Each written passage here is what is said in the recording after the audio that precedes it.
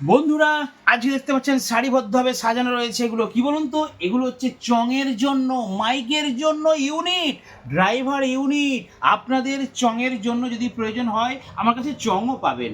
3 রকমের চং আছে, 18 ইঞ্চি কম রেট আছে, বেশি রেট আছে, এবং 22 ইঞ্চি রয়েছে, কম রেট বেশি রেট। আমার কাছে চং পাবেন, 3 ধরনের চং আছে। আর আমার সামনে যেগুলো রয়েছে এটা হচ্ছে XT40, এর মধ্যেই ট্রান্সফরমার রয়েছে।